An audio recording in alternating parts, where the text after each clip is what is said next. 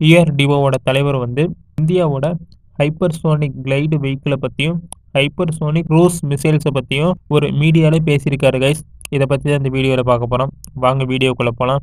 Welcome to A to G defence Tamil. Hypersonic மிசைல்ஸ்னால் பேசிக்காக வந்து ஒளியை விட 5லிருந்து 25 மடங்கு வேகமாக போகிறது தான் கைஸ் ஹைப்பர்சோனிக் மிசைல்னு சொல்லுவாங்க. புரிகிற மாதிரி சொல்லணும்னா ஒரு செகண்டில் 1 மைல்ல இருந்து 5 மைல் வரைக்கும் இதால டிராவல் பண்ண முடியும். அதாவது 1.6 கிலோமீட்டர்ல இருந்து 8 கிலோமீட்டர் வரைக்கும் வேகமாக போகிற மிசைல்ஸை தான் கைஸ் ஹைப்பர்சோனிக் மிசைல்ஸ்னு சொல்லுவாங்க.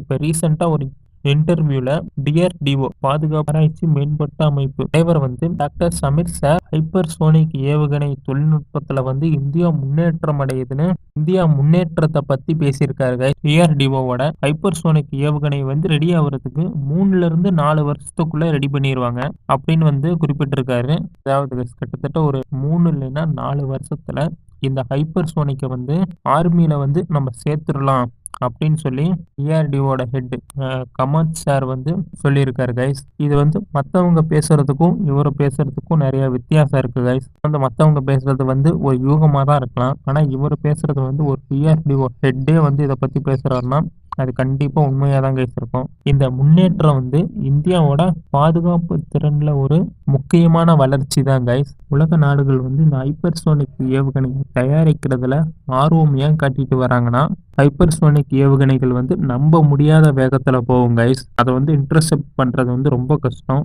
அதுவும் இல்லாம வந்து இதுக்கு வந்து தனியா சூழ்ச்சி திறன் இருக்கு. அதாவது இன்டர்செப்டார் வரும்போது கைஸ் இது வந்து லைட்டா நெவுரும் கைஸ். லைட்டா ரைட்லயோ லெஃப்ட்லயோ அந்த மாதிரி நெவுரும். அப்படி எங்கும்போது வந்து இதை இன்டர்செப்ட் பண்றது இன்னும் கஷ்டம் கைஸ். ஒரு நாடு வந்து இந்த ஹைப்பர்சோனிக் மிசைல்ஸை வந்து வச்சிருந்துச்சுன்னா ஒரு போர்க்காலத்துல வந்து இதை நம்ப முடியாத பலத்தை வந்து சேர்க்கும் அந்த நாட்டுக்கு. இந்த ஹைப்பர்சோனிக் ஏவுகணை வந்து நம்ம ஆர்மி கையில் கிடச்சிருச்சுன்னா இந்தியாவோட ஸ்ட்ராட்டஜிக் ஃபோர்ஸில் வந்து இது இணைக்கப்படும் கைஸ். எப்படி இருந்தாலும் கைஸ் இந்த மாதிரி ஹைப்பர்சோனிக் க்ரூஸ் ஏவுகணைகள் HCM உருவாக்குறதுல சில சவால்கள் இருக்குது கைஸ். கண்டிப்பாக நம்ம இல்லைன்னு சொல்லிடவே முடியாது.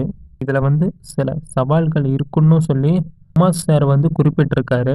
இந்த ஹைப்பர்சோனிக் ஏவுகணை வந்து அதாவது இந்தியாவில் தயாரிக்கிற ஹைப்பர்சோனிக் ஏவுகணை வந்து ராம்ஜெட் இன்ஜினை தான் கைஸ் நம்பி இருக்கு. வேற எந்த தொழில்நுட்பத்தையும் நம்ம யூஸ் பண்ணல. ராம்ஜெட் இன்ஜினை வச்சு தான் கைஸ் இதை இயக்க போகிறோம். ஓகே கைஸ், இதை வந்து நம்ம உருவாக்கிட்டோமா, இது என்ன கண்டிஷனில் இருக்குன்னா இதை வந்து உருவாக்குறதுக்கு இன்னும் நம்மளுக்கு ஆராய்ச்சியும் டெவலப்மெண்ட்டும் தேவைப்படுது.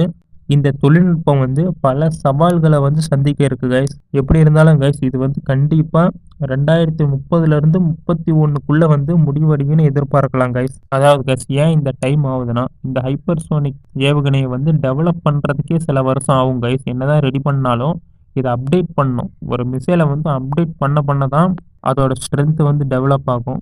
அதாவது கைஸ் இன்னும் சில வருஷத்துல வந்து இதை டெவலப் பண்ணிடலான்னு சொல்லி இவர் குறிப்பிட்டிருக்காரு. இந்த அப்டேட் வந்து கைஸ் ஏவுகணை தொழில்நுட்பத்துல இந்தியா வளர்ச்சி அடையுது. அதுவும் இல்லாமல் இந்த மாதிரி ஏவுகணை தொழில்நுட்பம் நம்ம கையில் இருக்கிறதுனால நம்ம எல்லை வந்து பாதுகாப்பாக இருக்கும்னு சொல்லி குறிப்பிட்டிருக்காரு. அதாவது கைஸ் ஒரு வெப்பன்ஸை வந்து தயாரிக்கணும்னா அதுக்குன்னு ஒரு செட் ஆஃப் டைம் இருக்கும்.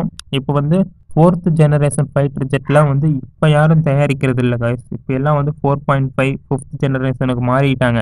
6th ஜெனரேஷனையே தயாரிச்சுக்கிட்டு இருக்காங்க. அப்படி பார்க்கும்போது 4th ஜெனரேஷனோட டைம் பீரியட் வந்து முடிஞ்சிருச்சு. அந்த மாதிரி வந்து இந்த ஹைப்பர்சோனிக்குன்னு சில டைம் பீரியட் இருக்கு. அது இன்னும் ஆரம்பிக்கல கைஸ். இப்போதான் எல்லா நாடுகளும் டெவலப் பண்ணிக்கிட்டு இருக்காங்க. டிஆர்டிஓ வந்து நாடுகள் வந்து ஹைப்பர்சோனிக் ஏவுகணை வச்சிருக்கும் போது இந்தியா வந்து அதுக்கு முன்னோடியா இருக்கும். இதுக்கு வந்து எங்க ஹைப்பர்சோனிக் ஏவுகணை வந்து முன்னாடி இந்தியாவுக்கு வந்து கொண்டு போய் நிறுத்தும் அப்படின்னு குறிப்பிட்டிருக்காரு. இப்போ கைஸ் எல்லா நாடுகளுமே இந்த ஹைப்பர்சோனிக் ஏவுகணையை வந்து டெவலப் பண்ணுறதுக்கு பல சவால்களை வந்து சந்திச்சுக்கிட்டு தான் இருக்காங்க. அது இல்லைன்னு சொல்லிடவே முடியாது. இந்தியாவும் வந்து ஒரு விதிவிலக்கு இல்லை.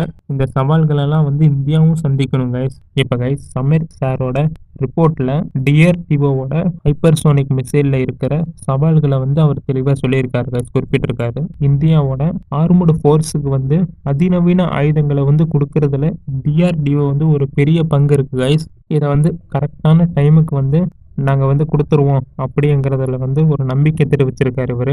நான் ஃபஸ்ட்டு சொன்னது தான் கைஸ். வேறு யாராவது சொல்கிறதுக்கும் டிஆர்டிஓவோட ஹெட்டு சொல்கிறதுக்கும் நிறைய வித்தியாசங்கள் இருக்குது. Okay guys. இத பத்தி நீங்க என்ன நினைக்கிறீங்க? இவரு சொன்ன மாரி இன்னொரு 3 இல்லைன்னா 4 வருஷத்துல இந்தியா கிட்ட வந்து ஹைப்பர்சோனிக் மிசைல்ஸ் வந்து அப்டேட்டடா வந்துரும்னு நினைக்கிறீங்களா? இல்ல இதுல ப்ராப்ளம் இருக்கும்னு நினைக்கிறீங்களான்னு கமெண்ட் பண்ணுங்க கைஸ். அடுத்த வீடியோல பார்க்கலாம். Good night.